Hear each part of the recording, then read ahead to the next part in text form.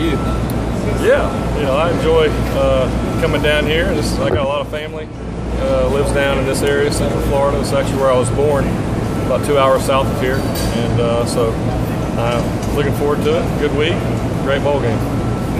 One question I've been wanting to ask you is, once you figured out you were in line for the job or you were going to get the job, did you talk to your dad? How much have you leaned on him for advice? He's been through all this before. Yeah, it's constant. It's not just with this situation, but all the time. And it's really not like go sit down in the office and have an hour-long talk. It's really just those 3 or 4 minutes almost every day that I'll be able to catch him. And I feel very blessed to have that opportunity, in the coaching profession at this stage in my coaching career. To have my dad around there as a great resource is very, very valuable. And I think it's helped me get to where I am today. Is really just having his influence the whole way through. But yeah, it's definitely nice. And obviously, whenever all this was going on, we definitely talked about it. It was something we had really been looking forward to the last couple of years. What's the best piece of advice you think he's given you so far? Yeah, I think probably the best piece of advice is just to do a great job with the job that you have. I think it's easy as young coaches, you get out and you're always thinking about what's next, the next opportunities, and if you're not careful, you can get distracted, really looking and chasing all of those. And his biggest advice to me is, if you do a great job with whatever you've been asked to do, then eventually you're going to have an opportunity to move up. People want to see that. So that's something that I've tried to really do in my career, whatever my job is as a graduate assistant, making coffee, make the best coffee I can make, and then moving up and coaching wide receivers and recruiting coordinator. And, I think that, when you do a good job with whatever you've been asked to do, people see that, and eventually you get more responsibility.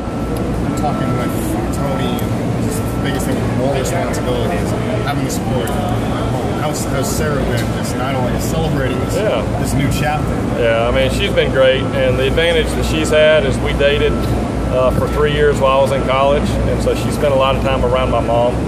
My dad was on the field coaching, and she stayed behind and watched games with her whenever we were on road trips, and so she really got to kind of experience that firsthand of what it's like. And but definitely, I'd say the last 2 weeks I've been going home a little bit later than probably the last 4 years, and but she's been completely supportive of it. She understands the coaching profession, and that there's stages that you go through, and when you add opportunity, you also add responsibility, and it's just part of it. But I would say the best part about it is working under Coach Sweeney, because he's a guy that wants balance, and it's very easy to get caught up and be a grinder in this profession. But really, when your head coach is a guy that's always challenging you to keep balance and get the work that we need to get done, but don't waste time, it makes it a lot easier on your home life.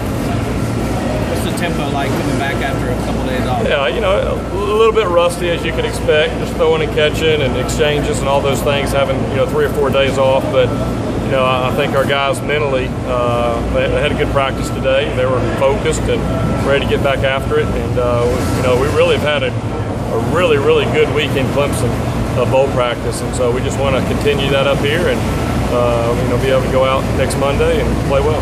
Does the old Morris goal of 80 snaps a game, is that exactly what you're looking at if nothing else just for this first game? Yeah, obviously we want to go as fast as we can go and still be able to execute.